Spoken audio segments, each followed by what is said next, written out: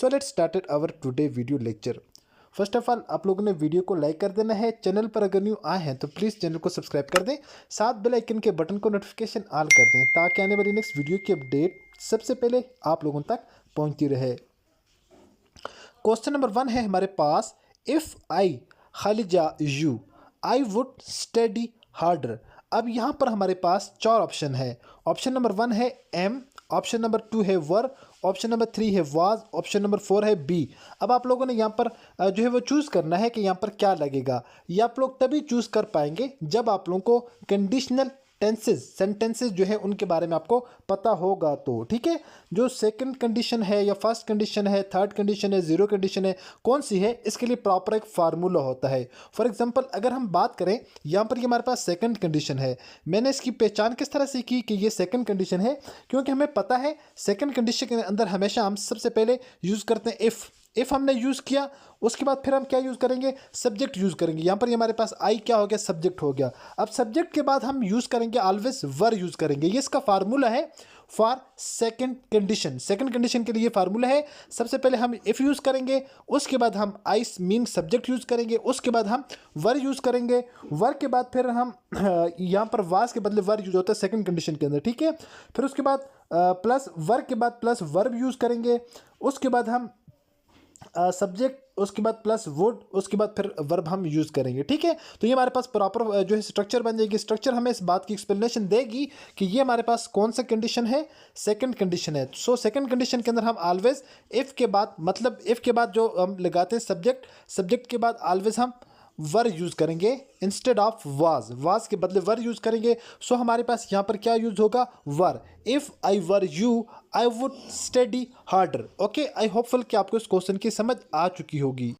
अगर आप लोगों में से कोई स्टूडेंट भी टेस्ट की तैयारी करना चाहता हो according to 2025 pattern, paper pattern के अकॉर्डिंग आपको according to pattern complete test की तैयारी करवाएंगे विद 100% गारंटेड। और इंशाल्लाह विद इन टाइम, जो भी आप लोगों का टाइम बाकी है उसी टाइम के अंदर हम आपको कंप्लीट प्रिपरेशन करवाएंगे। और इस बात की श्योरिटी भी है इंशाल्लाह, जो वर्क मटेरियल आपको प्रोवाइड करेंगे आपका पेपर 80% 80 to 85% उसी में से बनकर आएगा। केस के आप लोगों को जो जो मटेरियल प्रोवाइड किया जाएगा आप लोगों ने हर चीज़ प्रिपेयर करनी है। और इंशाल्लाह आप लोगों से साथ हम ऑनलाइन क्विज भी कंडक्ट करेंगे, आपको पास सॉल्व पेपर भी प्रोवाइड करेंगे, आप लोगों को पीडीएफ भी प्रोवाइड करेंगे, आप लोगों को स्पेशल बनाए गए हर क्लास के लिए, हर क्लास में से हर बुक के एक एक चैप्टर में से स्पेसिफिक इंपॉर्टेंट एमसीक्यूज बनाए गए, सारे के सारे एमसीक्यूज भी शेयर करेंगे। और इसके अलावा आप लोगों को का गेस्ट पेपर भी इंशाल्लाह हम प्रोवाइड करेंगे। सारे वे से आप लोगों को प्रिपरेशन करवाई जाएगी और इस बात की श्योरिटी होगी इंशाल्लाह आपका सारे का सारा पेपर उसी में से बनकर आएगा। सो आप लोग हमारे दिए गए नंबर पर व्हाट्सएप पर हमसे रब्ता कर सकते हैं according to paper pattern test preparation purpose के लिए। ओके, बाकी हमारे पास जो सेकंड क्वेश्चन है, क्वेश्चन नंबर 2 है, द टीम सेलिब्रेटेड। यहां पर देखिएगा, द टीम सेलिब्रेटेड देयर खालिजा after winning the match, after winning the match the team celebrated their success after winning the match. जो टीम है, टीम ने यहाँ पर सेलिब्रेटेड की, मतलब जो अपनी कामयाबी थी उसको उन लोगों ने मनाया मैच जीतने के बाद, ठीक है। अब यहाँ पर असल में जो नाउन है वो क्या है, वो success, because the sentence refer to event और अचीवमेंट। ये जो सेंटेंस है, क्योंकि ये जो सेंटेंस है ये किस चीज़ को रेफर कर रहा है, ये एक इवेंट को या एक अचीवमेंट को क्या कर रहा है, रेफर कर रहा है। सो इस वजह से हमारे पास जो करेक्ट नाउन यूज होगा वो सक्सेस यूज होगा। Option number A is the correct answer. उसके बाद नेक्स्ट हमारे पास क्वेश्चन है, द स्टूडेंट्स खालिजा the project last week complete, उसके बाद है आर कंप्लीटिंग, उसके बाद है वर्क कंप्लीटिंग। यहाँ पर अगर हम इस सेंटेंस को देखें, ये सेंटेंस किस चीज़ को रेफर कर रहा है, ये तो सेंटेंस एक जो प्रोजेक्ट है जो कि ऑलरेडी कंप्लीट हो चुका है, पास्ट की बात कर रहा है। किसकी बात कर रहा है, पास्ट की बात कर रहा है, जो कि ऑलरेडी क्या हो चुके हैं, गुजर चुके हैं, हैपन हो चुके हैं, कोई एक्शन किया है, ठीक है, उसके बारे में उसको रेफर कर रहे हैं। सो यहाँ पर हम जो वर्ब की सिंपल फॉर्म है, सिंपल फॉर्म यूज़ करेंगे, क्योंकि ये ऑलरेडी पास्ट के अंदर ये चीज़ हो चुकी है। वर्ब की जो सिंपल फॉर्म है, सिंपल फॉर्म हमारे पास हो जाएगी कंप्लीटेड, ठीक है जी, कंप्लीटेड। ऑप्शन नंबर ए इसमें जो हमारे पास वो करेक्ट आंसर हो जाएगा, ठीक है, कंप्लीटेड। उसके बाद नेक्स्ट हमारे पास क्वेश्चन है, इस क्वेश्चन की जानब आ जाते हैं। If a shopkeeper buy a pen for Rs50 and sells it for Rs65, what is his profit percentage, उसकी जो प्रॉफिट की परसेंटेज है वो कितनी होगी। याद रखें आप लोगों के पेपर के अंदर एक एमसीक्यूज हर बार लाजमी आता है इसमें से, ठीक है। आप लोगों को यहाँ पर जो है वो प्रॉफिट की परसेंटेज या आप लोगों की लॉस की परसेंटेज आप लोगों ने यहाँ पर फाइंड आउट करनी होगी। इसको फाइंड आउट करने के लिए क्या करना है, सिंपल एक फार्मूला है, बस आप लोगों ने इस फार्मूले को याद रख लेना है। इंशाल्लाह आपके पेपर के अंदर इस तरह का कोई भी क्वेश्चन होगा आप लोग उसको आसानी के साथ सोल्व कर लेंगे, ठीक है। डिटेल डिस्कस करते हैं ताकि आप लोगों के कंसेप्ट यहाँ से क्लियर हो जाएं। तो यहाँ पर जो आप लोगों ने हमने यहाँ पर फाइंड करना है प्रॉफिट। अब प्रॉफिट के लिए क्या करना है, सबसे पहले प्रॉफिट में के लिए मैं पी यूज़ करता हूँ, पी इज इक्वल टू, अब क्या करना है सेलिंग प्राइस, यहाँ पर मैं लिखता हूँ S mean selling, P mean price, minus उसके बाद मैं लिख देता हूँ C mean cost, P mean price, ठीक है। अब यहाँ पर सबसे पहले आप लोगों ने जो फार्मूला लिखना है वो ये लिखना है selling price minus cost price. जो चीज़ आप लोगों ने जितने में बेची माइनस जितने में आप लोगों ने खरीदी, सबसे पहले आप लोगों ने ये डिफरेंस निकालना है, ठीक है। जिस वक्त हम डिफरेंस निकालते हैं तो हमारे पास जो क्वेश्चन है, क्वेश्चन के अंदर हमें जो बताया हुआ वो 65 रुपीज़ चीज़ जो है वो 50 में खरीदी और 65 के अंदर बेच दी। मतलब यहाँ पर डिफरेंस जो है वो कितने रुपए का, 15 रुपये का, या 65 के अंदर बेचती और ख़रीदी कितने में थी, 50 रुपये में ख़रीदी थी, ठीक है। यहाँ पर जो प्रॉफिट है सबसे पहले हमारे पास सीधा सीधा प्रॉफिट आ गया 15 रुपये का, हमारे पास यहाँ पर प्रॉफिट आ गया, ठीक है। 65 में से 50 निकाले, 15 रुपये आ गए। अब प्रॉफिट परसेंटेज कैसे निकालनी है, प्रॉफिट पी लिख देते हैं। प्रॉफिट परसेंटेज निकालने के लिए हमारे पास जो फार्मूला है वो हम लिखेंगे टोटल जो प्रॉफिट हमें मिला है, ठीक है। जो प्रॉफिट हमें हुआ है वो प्रॉफिट इस तरह लिखना है, डिवाइडेड करेंगे। सबसे पहले ऊपर लिखें जो प्रॉफिट हमें मिला है, हमें यहाँ पर प्रॉफिट कितने का हुआ, 15 रुपये का हमें प्रॉफिट हुआ है। उसके बाद यहाँ पर सॉरी मैंने 15 ठीक लिखा है, ये वाली चीज़ मैंने गलत लिख दी थी, ये 15 ये वाला प्रॉफिट लिख दिया। अब डिवाइडेड बाई, डिवाइड करना है कॉस्ट प्राइस, मतलब जितने में चीज़ हमने खरीदी थी, बस ये फार्मूला आप लोगों ने अपने माइंड के अंदर रखना है। जितने में हमने क्या की थी, चीज़ खरीदी थी, मल्टीप्लाई बाई 100 कर देंगे, बस 100 करेंगे, हमारे पास इसका आंसर निकल कर आ जाएगा। सबसे पहले फार्मूला क्या है, सबसे पहले आप लोगों ने जो चीज़ कॉस्ट प्राइस माइनस एक्चुअल उसकी जो सेलिंग प्राइस, सबसे पहले आप लोगों ने कॉस्ट प्राइस लिखनी है या आप लोगों ने पहले सेलिंग प्राइस, जो दोनों में से जो भी लिख ले आप लोगों के पास वैल्यूज आ जाएगी जितना आप लोगों को प्रॉफिट हुआ है या लॉस हुआ है, ठीक है। अब यहाँ पर जो चीज़ हमने बेची है वो 65 रुपये की बेची है और जो चीज़ हमने खरीदी थी वो कितने की खरीदी थी, शॉपकीपर ने 50 रुपये की खरीदी थी। अब इन दोनों के दरमियान जो डिफरेंस आ गया वो 15 रुपये का आ गया है। अब प्रॉफिट परसेंटेज कैलकुलेट करने के लिए सबसे पहले ऊपर लिखना है profit divided by cost price multiply by 100। अगर हम ये करेंगे तो हमारे पास इसका आंसर निकल कर आ जाएगा। इसका आंसर हमारे पास क्या हो जाएगा, इसको इसके साथ कैंसिल आउट कर देते हैं, 2, ठीक है, 1 पंजा 50, 1 पंजा 5, 2 पंजा 10, 0 के साथ कैंसिल आउट हो गया। बाकी हमारे पास यहाँ पर रह गया 15 को 2 के साथ मल्टीप्लाई करेंगे, 15 दूने 30, हमारे पास इसका करेक्ट आंसर आ जाएगा वो हो जाएगा 30 आ जाएगा, ठीक है। 30% हमारे पास इसका करेक्ट आंसर है। ऑप्शन के अंदर हम देखेंगे हमारे पास 30% कहाँ पर है, ऑप्शन नंबर सी हमारे पास क्या है, करेक्ट आंसर हो जाएगा। होपफुली कि आप लोगों को इस क्वेश्चन की भी समझ आ चुकी होगी। नेक्स्ट हमारे पास क्वेश्चन है, if 2/3 of A number is 24 what is the number. तो वो नंबर क्या होगा, अगर एक नंबर है जिसका 2/3 जो है वो क्या है 24% है, तो आप लोगों ने वो नंबर फाइंड आउट करना है। लेट्स सपोज कि हमारे पास जो नंबर है जो हमने फाइंड आउट करना है वो x है, ठीक है। सोल्यूशन के लिए हम कहते हैं कि हमारे पास क्या है 2/3 जो नंबर है, सबसे पहले ऊपर इस तरह कहते हैं ना, लेट्स सपोज हमारे पास जो नंबर है वो क्या है, वो हमारे पास x है, ठीक है। अब हमारे पास जो क्वेश्चन दिया हुआ वो क्वेश्चन इन लोगों ने दिया हुआ 2/3, यहाँ पर मैं लिख लेता हूँ x जो हमने ये फाइंड आउट करना है, ठीक है। x इज इक्वल टू क्या दिया हुआ 24 दिया हुआ है 24। अब x को हम छोड़ देते हैं पीछे और यहाँ पर 24 को इधर लिखते हैं और यहाँ पर ये 2/3 को दूसरी साइड ले जाते हैं। जब भी हम अगर हमारे पास विदाउट साइन वाली सिंगल वैल्यू होगी दूसरी साइड लेके जाएंगे साइन चेंज होगा। जब हमारे पास इस तरह की वैल्यूज़ होंगी, दो वैल्यूज़ होंगी डिवाइडेड की फॉर्म में, जब दूसरी साइड जाएंगी तो ये आपस में क्या हो जाएंगी, नीचे वाली वैल्यूज़ ऊपर चली जाएगी, ऊपर वाली वैल्यूज़ नीचे आ जाएंगी। मतलब यहाँ पर 2/3 है, जब ये वैल्यूज़ आगे चली जाएंगी तो ये क्या हो जाएंगी 3/2 हो जाएंगी। ओके, अब क्या करेंगे, अब इन वैल्यूज़ को सिंपल आपस में कट डाउन करेंगे तो हमारे पास इसका आंसर x की वैल्यू हमारे पास निकल कर आ जाएगी। अब यहाँ पर देखें 1 दूना 12 दूने 24, ठीक है। 12 दूने यहाँ पर 12 आ गया। अब 12 और 3 रह गए हैं, 12 को 3 के साथ मल्टीप्लाई करेंगे तो x की हमारे पास वैल्यू निकल कर आ जाएगी, ठीक है। 11 तिये 33 और 12 तिये 36, x is equal to 36। x की हमारे पास मतलब क्या वैल्यू होगी 36, x इज इक्वल टू 36 हमारे पास इसकी वैल्यू आ गई है। होपफुली कि आपको इस क्वेश्चन की भी समझ आ चुकी होगी, ठीक है स्टूडेंट्स। ये 36 option number C is the correct answer. Next हमारे पास क्वेश्चन है जी, when was the second martial law imposed in Pakistan? Pakistan के अंदर सेकंड जो दूसरा मार्शल लॉ लगा था वो उसका नफाज कब हुआ था? तो सेकंड मार्शल लॉ पाकिस्तान के अंदर 25 मार्च 1969 को जो है वो लगा था। और किसने लगाया था? जनरल याह्या खान ने लगाया था। ठीक है, जनरल याह्या खान ने 25 मार्च 1969 को। ये वेरी वेरी इंपॉर्टेंट है, इसमें से एक एमसीक्यूज हर बार पेपर के अंदर आ जाता है। अगर बात करें हम फर्स्ट मार्शल लॉ की, पाकिस्तान के अंदर पहला मार्शल लॉ जो है वो किसने लगाया? तो पाकिस्तान के अंदर पहला मार्शल लॉ जो है वो जनरल अयूब खान ने लगाया। 7 अक्टूबर 1958 को पाकिस्तान के अंदर पहला मार्शल लॉ लगाया था। किसने लगाया था? जनरल अयूब खान ने।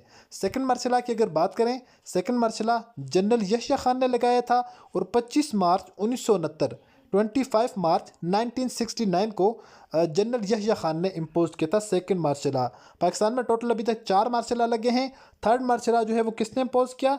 जनरल ज़ियाउल हक ने इम्पोज किया था। ठीक है, पाकिस्तान में डेट जो थी वो 5 जुलाई 1977, 5 जुलाई 1977। ओके, जो चौथा मार्शल लॉ पाकिस्तान के अंदर लगा था वो 12 मार्च 1999 को लगा था और जनरल परवेज़ मुशर्रफ ने पाकिस्तान के अंदर ये वाला मार्शल लॉ नाफिज किया था। नेक्स्ट हमारे पास क्वेश्चन है, which gas contribute most to global warming? Global warming के अंदर कौन सी गैस जो सबसे ज़्यादा कंट्रीब्यूट करती है?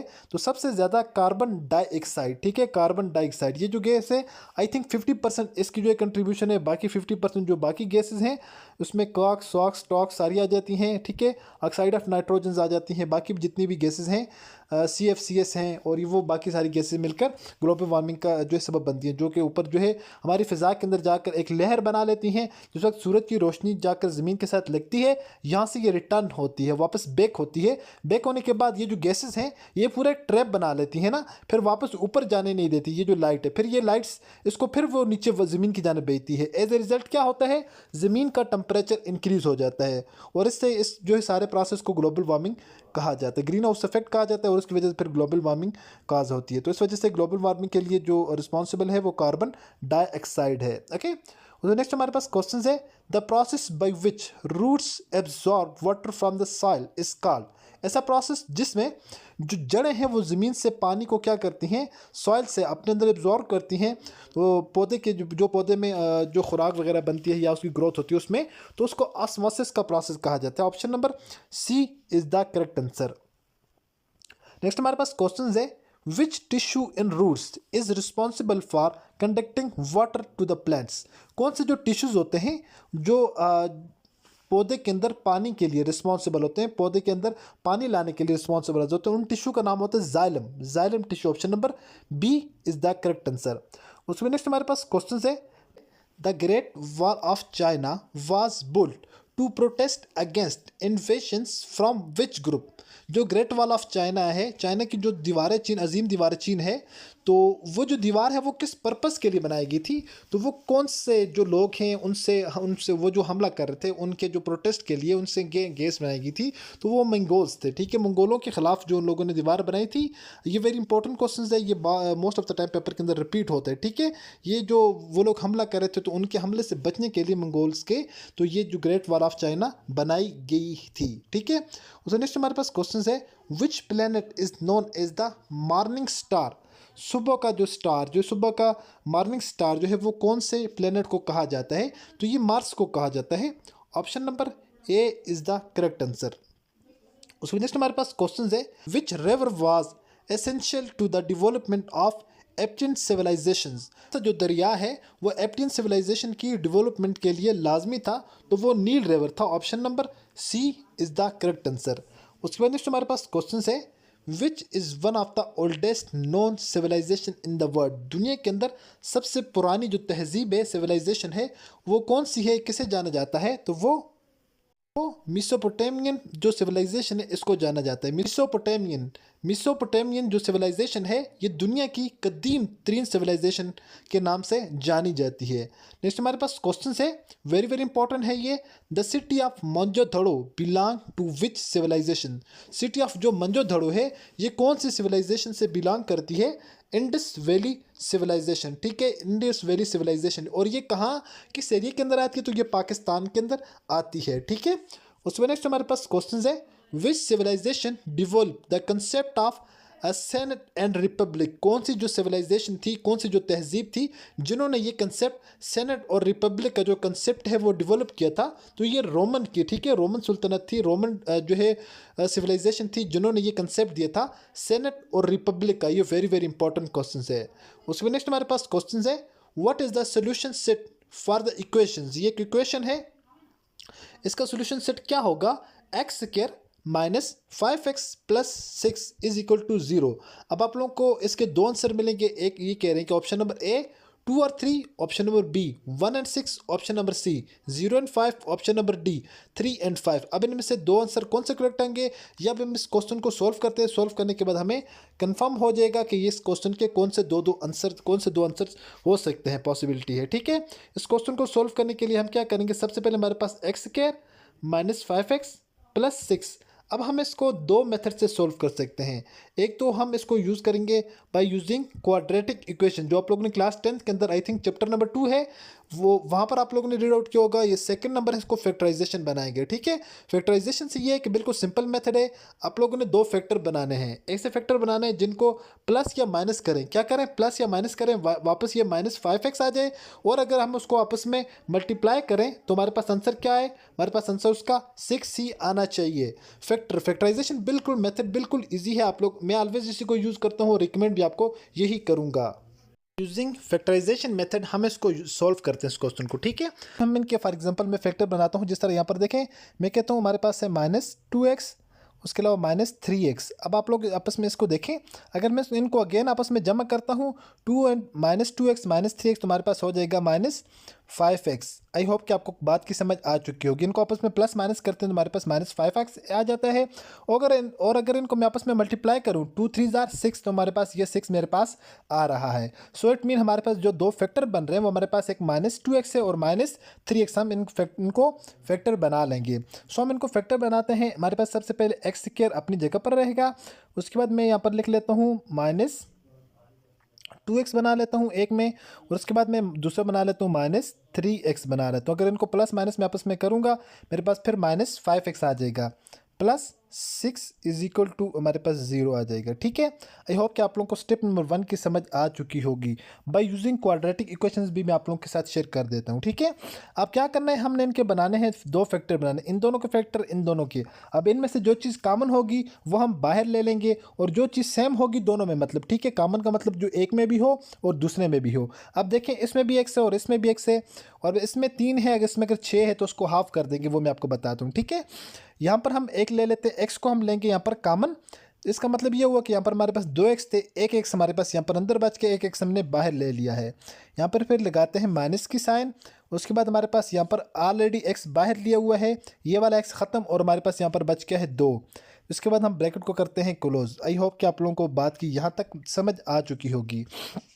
सेकंड में डालते हैं, माइनस के साइन डालते हैं। यहाँ पर हमारे पास एक 3 है, x है, और यहाँ पर देखें, अगर देखें 3 है और 6 है, मतलब कि सेम वैल्यू किस तरह है। यहाँ पर अगर हम देखें, यहाँ पर हम 3 को कॉमन लेते हैं, x हमारे पास यहाँ पर अंदर बच गया। अगर यहाँ पर हमने 3 कॉमन लिया हुआ है तो यहाँ पर हम क्या लिखेंगे, -2 लिखेंगे। 2 इसलिए लिखेंगे, 2 को अगर 3 के साथ मल्टीप्लाई करें तो 6 आता है कि नहीं, बिल्कुल आता है, ठीक है। यहाँ पर देखें, अगर 3 को x के साथ मल्टीप्लाई करेंगे फिर 3x आ जाएगा, और 3 को 2 के साथ मल्टीप्लाई करेंगे तो हमारे पास क्या आ जाएगा, माइनस माइनस प्लस 3 2 जार 6 हमारे पास आ जाएगा। आई होप कि आप लोगों को यहाँ तक भी बात की समझ आ चुकी होगी। जब हमारे पास ये फैक्टर बन जाते हैं, अब इन फैक्टर्स के अंदर आप लोगों ने क्या करना होता है, यहाँ पर दो फैक्टर सेम होते हैं, दो फैक्टर यहाँ पर डिफरेंट होते हैं।